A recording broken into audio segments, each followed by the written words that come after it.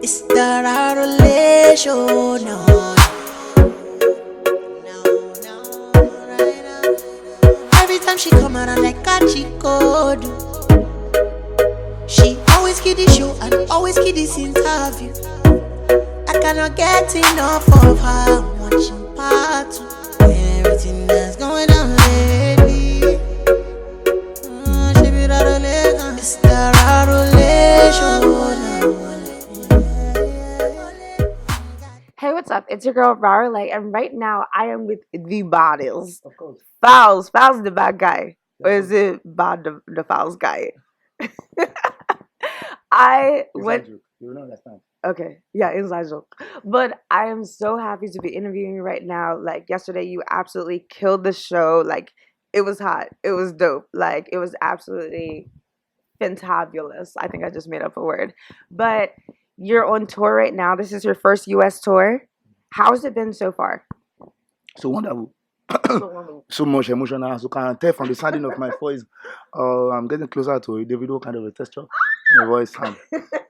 But it's been mad, it's been emotional, it's been great, you know. So many people have come out to show love and expect this kind of response, and it's been mad. To ask, what was the craziest thing that's happened on the tour so far?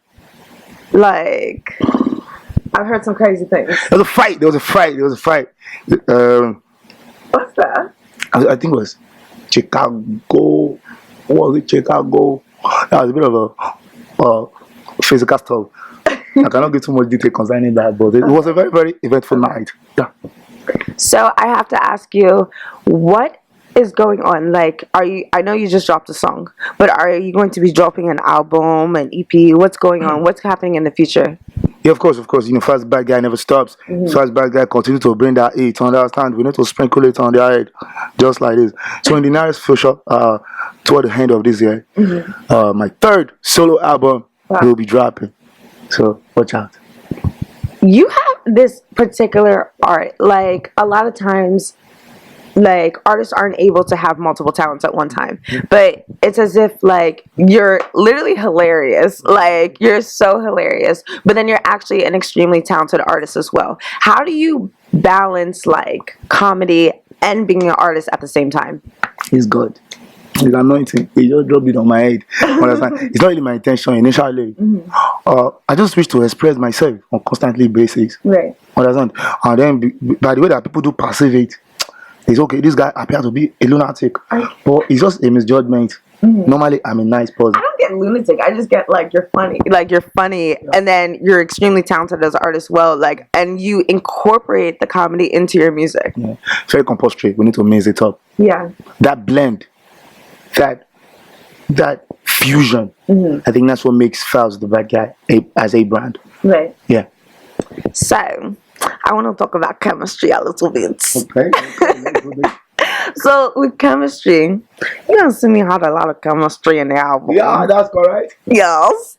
So, is the chemistry only on the album, or does the chemistry extend past the album? Yeah, to other places, of course. Yeah. What places? The studio. Okay. So, there's no relationship? Well, you want to know some other plases too. Yes. I know what I waited to hear. You want to hear bedroom, Abby? Not the bedroom. It doesn't have to be the bedroom. It's okay. But you can like her. You know, Simi's a great person, very talented artist. Yes. You know, but she's having a boyfriend. Oh. And it's not me. Okay. Yeah. So he's answered the question. There's no road yet. So, honestly, like, I think maybe for like a whole month straight, I actually listened to the entire Chemistry album. But the way that you guys were able to merge that together, like, what went into the making of even that album? A lot of work. And I still feel like the Chemistry project, you know, could have been even bigger. It was amazing. It could have been. We had bigger plans for that project, and you know, I get really emotional when I talk about this project. You know, because I feel because the chemistry. Yeah, yes. And you know, you have plans, you have a vision for the project, but because of a lot of intricacies, a lot of issues, you can't actually execute the way you would like to. But you know, I still think everything went perfectly well. Big shout out to Simi. Big shout out to Extreme Music. Shout out to the bad guys. And I want to ask you, because right now in the industry, a lot of people are trying to merge into the American industry, merge into the global market. And one thing that a lot of people have been finding is that when African artists, like, first of all, everyone seeks after them because of their sound. But for some reason, when they come to the American market or whatever, it's kind of as if they lose their sound.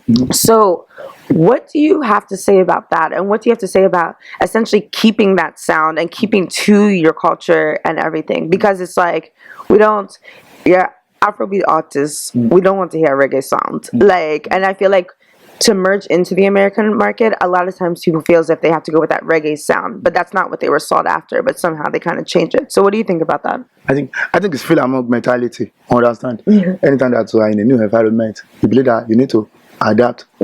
To acclimatize yourself with the people around that place. Understand? It's just like normal stuff. You travel to England. Your accent to change. You start to have British phonetic. Do you know what I mean? You know what I mean? Yeah. Yeah. No, but on a serious note, I think they just feel the need to appeal to that market. Everyone is happy about exporting, the sound, but they may feel like when they get to that market, they want to make something that people in that market will be able to relate to. But I think your originality is key. It's compulsory that to stay unique. Understand? That element, that flavor of Africa, that flavor of Niger, do not throw it away. A lot of actors are guilty of this in recent time. But let's just hope that eventually they will find themselves and come back home. I think that's definitely what we actually do need, because I want the Afrobeat sound. I don't want reggae sound. So, and I think a lot of fans feel that way as well. Definitely. So you did mention the album that you're going to be dropping later. Can you tell me a little bit more about the album?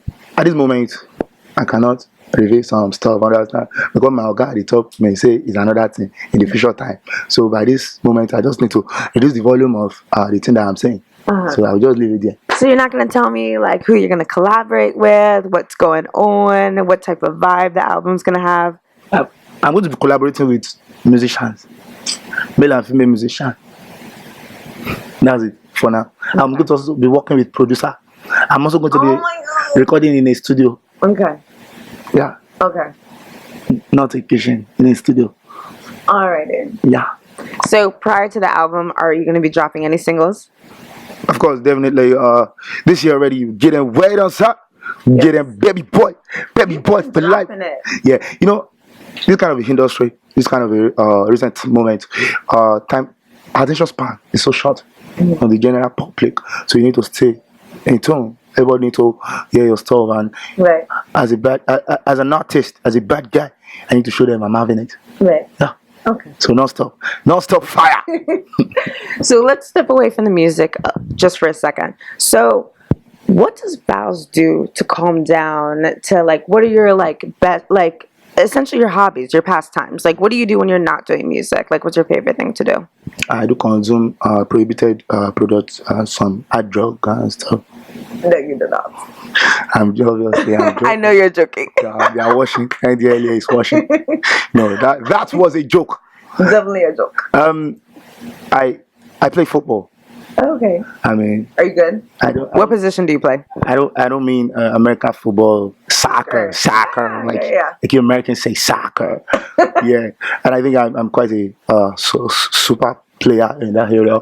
I could have played professional, but then due to some occurrences back then. Yeah. So are you a striker? Are you halfback? Are you fullback? Or what's going on? Midfielder. Oh, okay. Central midfield. Oh, so you play everywhere? Because central midfield, you can play. Yeah. Oh. Okay. Central midfield, something like New School, JJ Okosha. Oh, okay. Yeah, of course. And so you play this a lot, or you just play this sometimes when you have time, or is it something that you do every week? Because some people they have the recreational sports that they do every week. It's difficult to find time, but anytime that I have chance, anytime I have opportunity, understand I do play this, because it's also a workout strategy. Fit farm. You know what I'm saying? We need to get it. I've heard you're quite fit. So is it only soccer that you use to stay fit, or are you always in the gym? Early morning workout, compulsory. Even though I'm in a place that I cannot locate a gymnasium, I can still make use of my own personal exercise, press up, sit up, crunches, all this manner of stuff. Yeah. And what is your biggest pet peeve?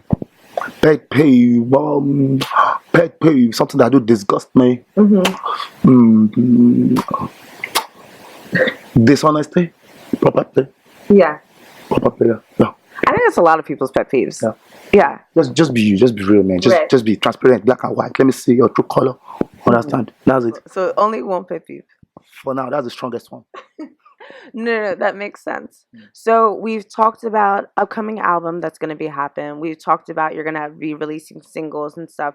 Is there, what else should we watch out for?